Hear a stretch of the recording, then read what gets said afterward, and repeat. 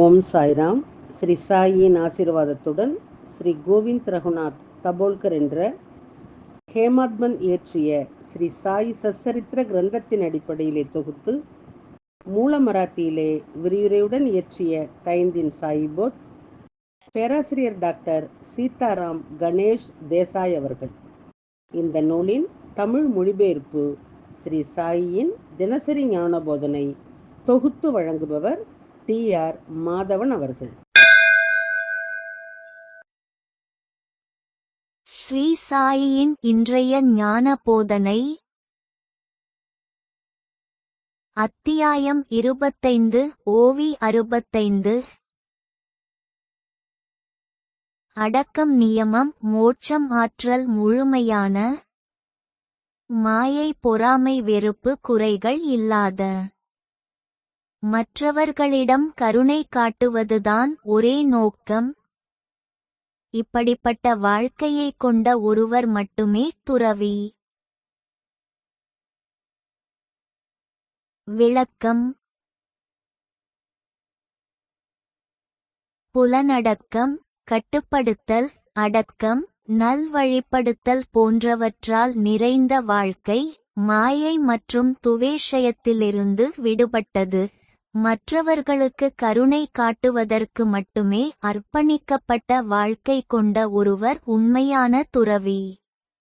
பாபா தனது உள்ளங்கையில் உள்ள வருமானத்தைப் போல ஒவ்வொரு உயிரினத்தின் கடந்த காலம், எதிர்காலம் மற்றும் நிகழ்காலத்தையும் அறிந்திருந்தார். பாபா தனது பக்தரை சரியான நேரத்தில் எச்சரித்ததை இந்த உதாரணம் காட்டுகிறது. தாமு அண்ணா லாபத்தில் சிறிது கொடுக்க முடிவு செய்தவுடன், பாபா, நாங்கள் எதிலும் ஈடுபடவில்லை பாபா என்று கூறினார். இந்த தொழில் நல்லதல்ல என்று சாயி அவரிடம் கூறினார். அண்ணா வெட்கப்பட்டார். பாபாவின் பதிலை கேட்ட தாமு அண்ணா குறிப்பை புரிந்துகொண்டு பருத்தி வியாபாரம் செய்யும் தனது நோக்கத்தை கைவிட்டு தலை குனிந்து அமர்ந்தார்.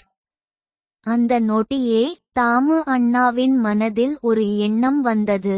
எனவே நாம் அரிசி, கோதுமை மற்றும் பிற பொருட்களை வியாபாரம் செய்ய வேண்டும்.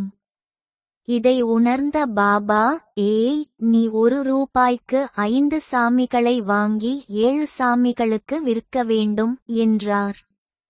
பாபாவின் வார்த்தைகளை கேட்டதும் தாமு அண்ணா வெட்கப்பட்டார். சாய்பாபாவின் கண்ணுக்கு தெரியாத எதுவும் உலகில் எங்கும் நடக்காது.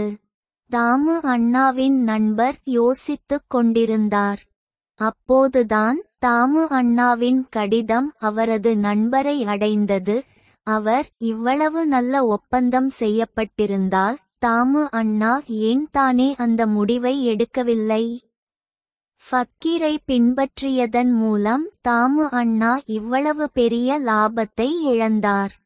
கடவுள் கொடுக்கிறார், ஆனால் கர்மா அதை எடுத்துக்கொள்கிறது, அது உண்மைதான். பின்னர் அந்த நண்பர் மற்றொரு கூட்டாளியை கண்டுபிடித்தார். அவர் வேலை செய்தவர்கள் அவரது கூட்டாளிகளாக மாறி பணத்தை பெற்றனர். அந்த பருத்தி தொழிலில் அவர்கள் பெரும் இழப்பை சந்தித்தனர். பின்னர் தாமு அண்ணாவின் நண்பர், தாமு அண்ணா மிகவும் அதிர்ஷ்டசாலி, சாய்பாபா மீதான அவரது நம்பிக்கை உண்மை. அவர் என் ஆலோசனையை பின்பற்றியிருந்தால் அவர் முட்டாளாக்கப்பட்டிருப்பார். ஃபக்கீரை பின்பற்றியதன் மூலம் தாமு அண்ணா காப்பாற்றப்பட்டார்.